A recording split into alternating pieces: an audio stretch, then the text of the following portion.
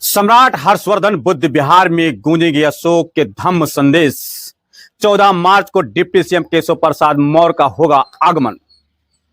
प्रयागराज नैनी में भारतीय इतिहास के स्वर्णिम युग को जीवांत करने और सम्राट अशोक महान की शांति व सद्भावना के संदेशों को जन जन तक पहुंचाने के लिए नैनी के अरेल क्षेत्र के एक विशेष आयोजन होने जा रहा है। आगामी 14 मार्च 2026 को उत्तर प्रदेश की उप मुख्यमंत्री केशव प्रसाद मौर्य अरेल स्थित सम्राट हर्षवर्धन बुद्ध विहार का भ्रमण करेंगे। शिलालेखों के माध्यम से पुनर्जीवित होगा इतिहास। कहा जाता है कि सम्राट अशोक ने अपने शासनकाल में सामाजिक, आर्थिक और राजनीतिक ऊंचाइयों को छूते हुए भगवान बुद्ध के धम्म को वैश्विक पहचान दिलाई थी।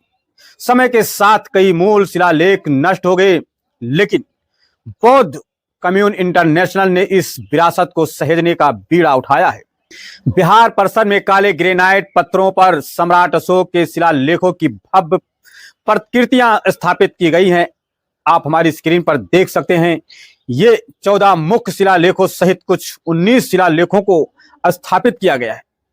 इन लेखों को उनकी मूल धम्म लिपि, ब्राह्मी और प्राकृत पाली भाषा में उकेरा गया है। आधुनिक पीढ़ी और विदेशी पर्यटकों की सुविधा के लिए इनका हिंदी और अंग्रेजी में सटीक अनुवाद भी दर्शाया गया है। राष्ट्रीय गौरव का प्रतीक कि सम्राट अशोक द्वारा स्थापित 4 सिंहों की लाट आज भारत की राष्ट्रीय प्रतीक का चिन्ह है।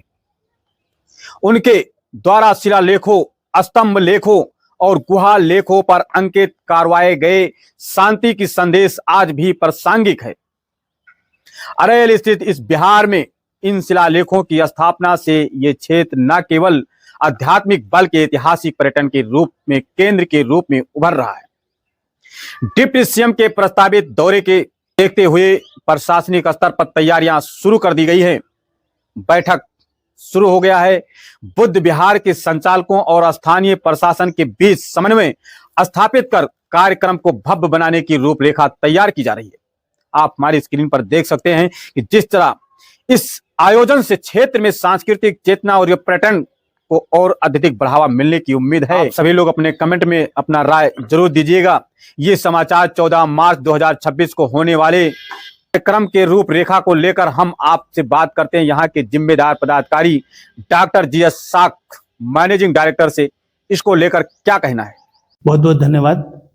मैं डॉक्टर जीएस शाक के मैनेजिंग डायरेक्टर बौद्ध कम्युन इंटरनेशनल, ये उसी के द्वारा ये बुद्ध विहार स्थापित किया गया है, सम्राट हर्षवर्धन बुद्ध विहार। ये 14 तारीख को माननीय उप मुख्यमंत्री केशव प्रसाद मौर्य जी का आगमन होगा और यहाँ पर हम लोग सम्राट अशोक के शिलालेखों की रेप्लिका लगाए हैं। क्योंकि सम्राट अशोक के शिलालेख की लिपि मैं पढ़ाता हूँ। पीछे 2020 से हर महीना एक क्लास चलती है, अब तक लगभग 51 क्लास हो चुकी है। तो हमने सम्राट अशोक के शिलालेखों को पढ़ने के बाद ये महसूस किया कि इस शिलालेखों को जो भी अभी बचे हुए हैं, अगर लोगों तक इसको दिखाया जाए, लोग इसको जाने, तो शायद इस देश का और भला हो सकता है। क्योंकि सम्राट अशोक ने इस देश को सामाजिक, राजनीतिक और आर्थिक रूप से समृद्ध बनाने के लिए गाइडलाइन जारी किया था अपने शिलालेखों के माध्यम से। इसी नाते वो शिलालेख की रेप्लिका हम लोगों ने लगाई और फिर माननीय उप मुख्यमंत्री जी से आग्रह किया, तो उन्होंने वो सहर्ष राजी हो गए कि ठीक है, शिलालेख को लोकार्पण करते हैं। तो 14 मार्च को वो आएंगे 11 बजे और इस शिलालेखों का लोकार्पण होगा। इतिहास के अनुसार कहा जाता है कि पाली भाषा और धम्म लिपि प्राचीन भाषा है, लेकिन धीरे धीरे लुप्त होती जा रही है। हाँ, बिल्कुल सही कहा। पाली, प्राकृत, सम्राट अशोक के शिलालेख प्राकृत और पाली दोनों भाषा में है और भगवान बुद्ध के सारे वचन पाली में है। इसलिए हम लोगों ने प्रयास किया कि लोग पाली, प्राकृत जाने।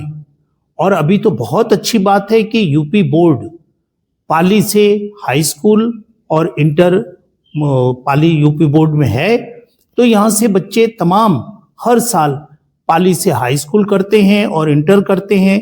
इसके अलावा शिलालेख की लिपि मैं पढ़ाता ही हूं। तो अगर बुद्ध वचन किसी को ठीक से सीखना है तो उसको पाली आना चाहिए, क्योंकि कई बार ऐसे होता है जब हम अर्थ में जाते हैं तो वो एग्जैक्ट अर्थ नहीं निकल पाता। तो अगर आप पाली सीख लेते हैं तो आपको वास्तव में भगवान बुद्ध क्या कह रहे हैं वो आपको समझ में आएगा, अच्छा लगेगा। ये भी बहुत अच्छी बात आपने पूछी। हम लोग चाहते हैं सामाजिक सौहार्द बने। लोग सम्राट अशोक के शिलालेख को उस कार्यक्रम के माध्यम से जाने जिसमें सम्राट अशोक ने कहा कि सभी संप्रदाय के लोग वाक संयम बरतें। सभी संप्रदाय के लोग अपने संप्रदाय की उन्नति के लिए दूसरे संप्रदाय की निंदा ना करें। अगर वो निंदा करते हैं तो अपने संप्रदाय की हानि करेंगे। ये बात इतनी बेहतरीन है और इतनी सार्थक है कि अगर आज हमारे देश के लोग इस बात को महसूस करें और ऐसा प्रयोग करना शुरू करें, दूसरे संप्रदाय की निंदा ना करें, तो आपसी सौहार्द बहुत अच्छा बनेगा।